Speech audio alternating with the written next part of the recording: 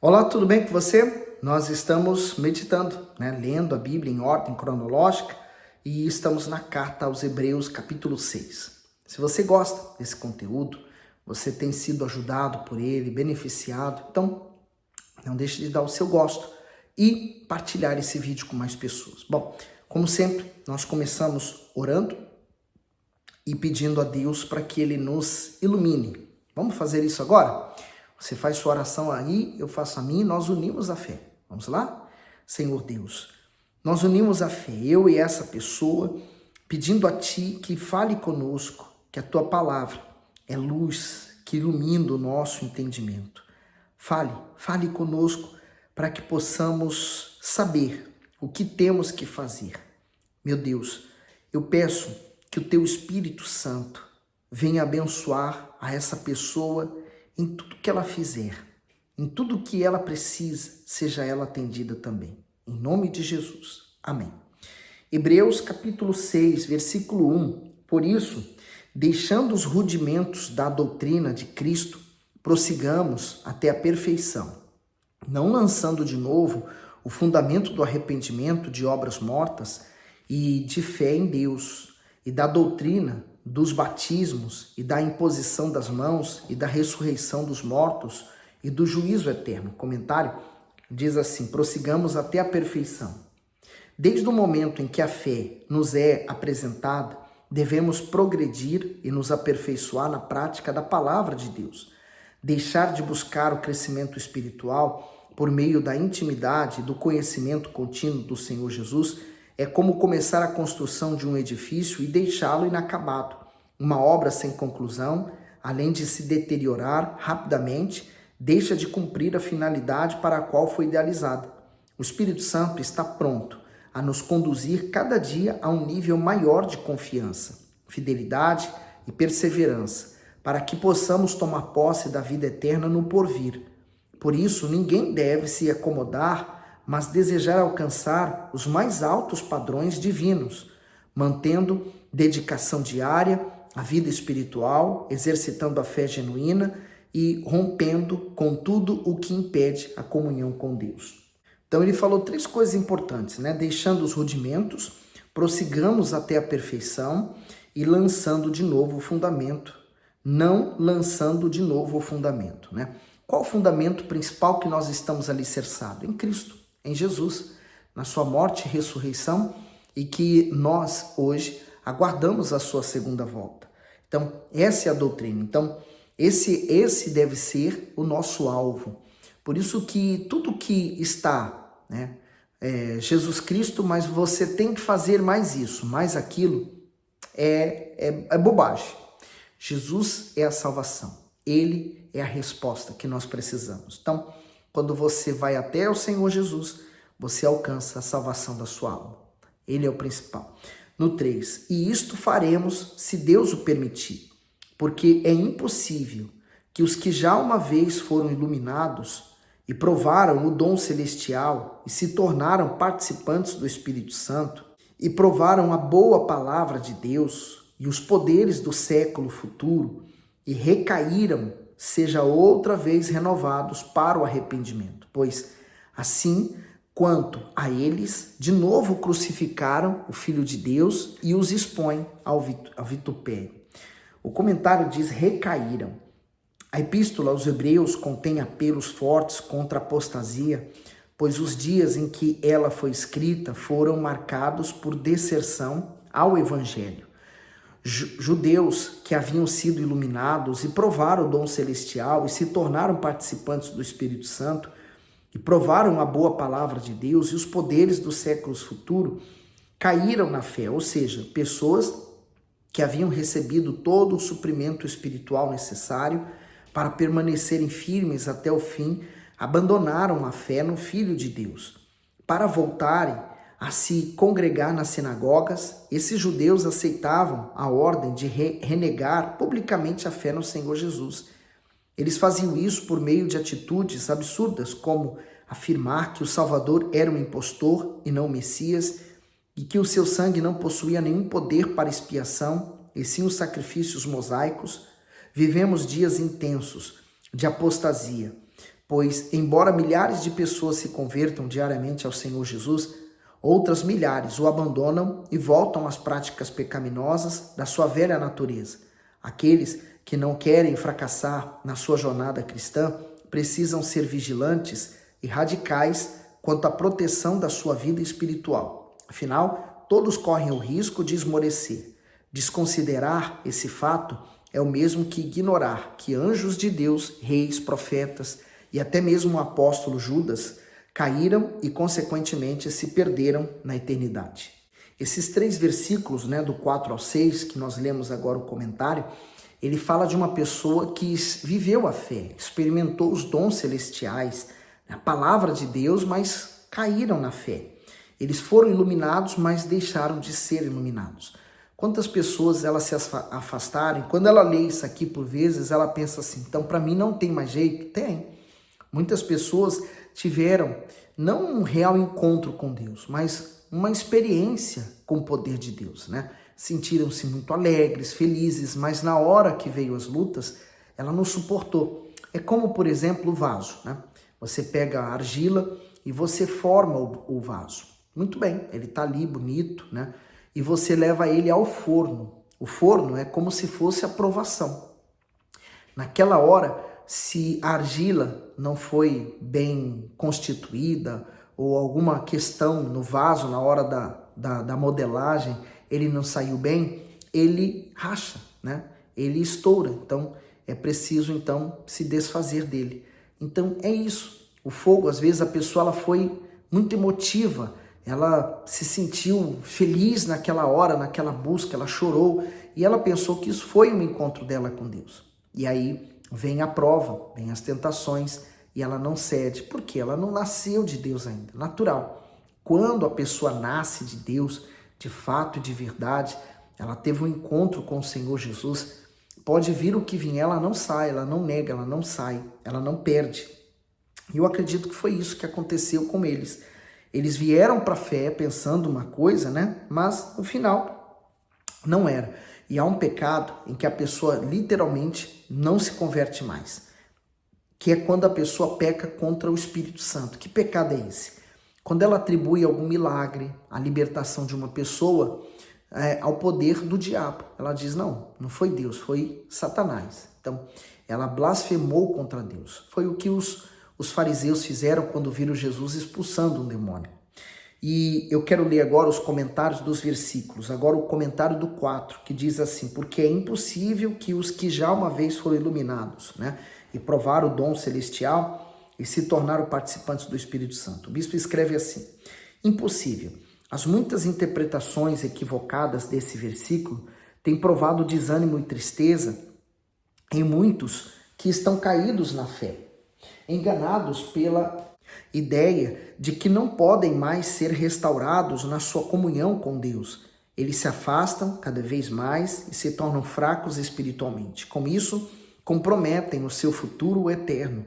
Mesmo mergulhado no pecado e nas trevas, ninguém pode desistir de se voltar para o Altíssimo. Afinal, sua palavra diz, buscai ao Senhor enquanto se pode achar, invocai-o enquanto está perto. Em outras palavras, o Todo-Poderoso não deseja que ninguém pereça. Por isso, busca aqueles que estão perdidos. Ele concede forças a quem, sinceramente, lhe pede ajuda para se levantar na fé. Contudo, o seu apelo, feito por meio do seu Espírito, é para hoje, isto é, agora, enquanto ele está perto. Sabe qual é o problema maior? É que a pessoa fala assim, mas eu sabia, eu não deveria ter feito isso. Então ela se autocobra demais. E essa autocobrança empurra ela para baixo, para ela não se levantar, para não deixar ela se levantar. Então ela se cobra demais, ela não se perdoa por ter errado, Então isso faz com que ela não se volte. Por isso que há muitas pessoas que estão afastadas, dentro delas há um desejo de voltar, mas elas não conseguem, elas se sentem fracas. E por quê? Porque essa autocobrança dela, ela se autoflagela, ela se auto, entre aspas, não fisicamente, mas espiritualmente se mutila para tentar mostrar, olha, eu mereço esse sofrimento, eu mereço viver dessa forma, porque é a forma dela agir. Mas Jesus não cobra uma perfeição que nós não podemos dar a Ele. Nós somos fracos. Eu sou falho, somos cheios de falhas. Mas se levantar, né, uma vez que você cai, se levantar e se voltar para Jesus, é sempre mais difícil. Agora nós vamos entender, o bispo vai fazer o comentário aqui, de novo crucificam o Filho de Deus e expõem a vergonha. Então nós vamos meditar agora nisso, aqui no comentário do 6. Ele diz, de novo crucificam o Filho de Deus. A atitude deliberada no pecado expõe aquele que caiu na fé a um perigo extremamente grave, atingir um grau de incredulidade e insensibilidade tão grande que a pessoa não consegue mais se enxergar espiritualmente. Este não é o caso daqueles que um dia cederam a uma tentação ou às fraquezas da sua carne e hoje estão prostrados espiritualmente. Contudo, é o caso dos que caminharam conscientemente rumo a um estado mental de negação dos valores das Escrituras. Ou seja, eles resistem à palavra e com o seu desprezo e com a sua apostasia, expõem o Filho de Deus à cruz e à vergonha pública. Ao agirem assim, essas pessoas caídas, destroem de forma proposital a ponte que as conduziria à reconciliação com Deus e à salvação. Embora o Altíssimo esteja sempre disposto a oferecer perdão, elas não conseguem mais se arrepender, pois não permitem a ação do Espírito Santo em sua alma. Isso significa que o seu estado de endurecimento e de pecado chegou a um nível irreversível, a ponto de não permitirem mais que Deus haja em suas vidas. E há casos em que a pessoa ela se entregou tanto ao pecado que a consciência dela nem sequer acusa. Ela faz as coisas erradas e elas não percebem o erro que elas estão fazendo. É como esses judeus aqui, né? Eles simplesmente voltaram para as velhas vidas deles e não tinham uma consciência dele manchada, nem acusada por isso. Faziam porque eles entendiam que estavam fazendo certo. Quantas pessoas mentem, roubam, adulteram, elas fazem tudo de errado e falam, não, é normal, todo mundo faz. E ela não se sente acusada. E se alguém vir falar para ela que ela está errada, é capaz dela ter mágoa dessa pessoa e até querer fazer o mal para ela. Bom, seguindo para o 7, diz assim, porque a terra que embebe a chuva, que muitas vezes cai sobre ela e produz erva proveitosa para aqueles por quem é lavrada, recebe a bênção de Deus. Mas a que produz espinhos e abrolhos é reprovada e perto está da maldição. O seu fim é ser queimada. Mas de vós, ó amados, esperamos coisas melhores e coisas que acompanham a salvação, ainda que assim falamos. O comentário do versículo 9, esperamos coisas melhores. Dentre os judeus convertidos ao Senhor Jesus, vários haviam apostatado da fé e se encontravam em completo estado de rebelião contra o Evangelho. Porém, a fim de destacar a diferença entre os que estavam caídos e os que estavam firmes, o Espírito Santo os encorajou, dizendo que esperava deles coisas melhores. Ou seja, pelo fato de se manterem fiéis e apegados à palavra. Eles poderiam evidenciar a sua salvação com frutos espirituais. O que de melhor o Senhor Jesus espera daqueles que professam a fé nele. Cremos que seja considerar todas as suas exortações, apelos e repreensões, para que assim a vida espiritual seja conduzida com temor e reverência. Essa é a única maneira do justo permanecer firme até o fim e jamais ser persuadido a voltar atrás e abandonar a sua fé. Por isso, nós temos que prosseguir olhando sempre para Jesus. Ele é a fonte, né? Ele é o caminho certo. O 10. Porque Deus não é injusto para se esquecer da vossa obra e do trabalho, do amor que para com o seu nome mostrastes, enquanto servistes aos santos e ainda o serviço. Comentário: Deus não é injusto. Temos no perfeito caráter do Altíssimo a garantia de que ele jamais deixará de reconhecer e recompensar os esforços daquele que luta para glorificar o seu nome e servir ao próximo. Afinal, Deus considera que todas as obras feitas aos aflitos são realizadas por ele. Se o Senhor se esquecer, estará agindo errado e se tornando injusto. Porém, não há a menor possibilidade disso acontecer. Pelo contrário, tudo que o Senhor prometeu se torna uma dívida, e sendo Ele justo, jamais deixará de cumprir a sua palavra. Sabe, se 10% das pessoas, né, que se entregam para Jesus, elas fossem fiéis, então o trabalho da obra de Deus iria crescer violentamente. Aqueles que se tornam verdadeiramente servos, né, e decidem servir a Deus sem se importar com posição ou lugar, de fato, eles estão agradando a Deus. O 11. Mas desejamos que cada um de vós mostre o mesmo cuidado para a completa certeza da esperança até o fim, para que vos não façais negligentes, mas sejais imitadores dos que pela fé e paciência herdam as promessas. O comentário: cada um de vós mostra o mesmo cuidado, o zelo com a obra de Deus, coloca em evidência o nome do Altíssimo, pois quando a executamos com diligência e temor, o Senhor é visto em nossas ações e, consequentemente, é glorificado. Por isso, quando os maus pensamentos tentarem minar a sua fé, sugerindo que Deus o esqueceu ou não se importa com você, ignore-os completamente. Ou quando você estiver fragilizado pelos problemas, recobre as forças e faça suas tarefas ainda melhor, pois o Senhor tem compromisso de honrar atitudes feitas com fé e sinceridade. Eu acho interessante isso, né? Sejais imitadores dos que pela fé e paciência herdam as promessas. Qual promessa eu tenho que herdar? Da vida eterna. Essa é a maior promessa de Deus para nós através do Senhor Jesus. No 13, porque quando Deus fez a promessa a Abraão, como não tinha outro maior por quem jurasse, jurou por si mesmo. Sabe, isso aqui é tão forte, né? Quer dizer, naquele momento, a fé de Abraão foi tão intensa, tão forte, que Deus jurou por ele mesmo abençoá-lo.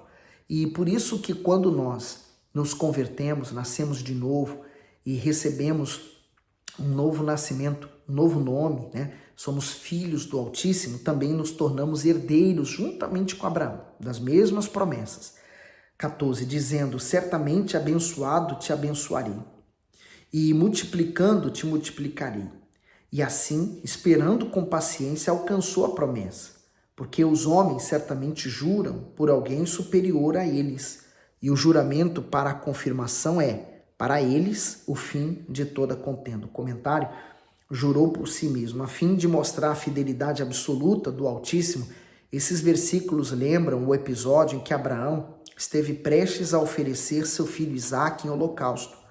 O patriarca foi ao extremo da fé ao obedecer ao que Deus lhe pedira. Por isso, recebeu o juramento do Todo-Poderoso. Quando o ser humano quer garantir que cumprirá o que disse, usa algo superior que assegure seu comprometimento.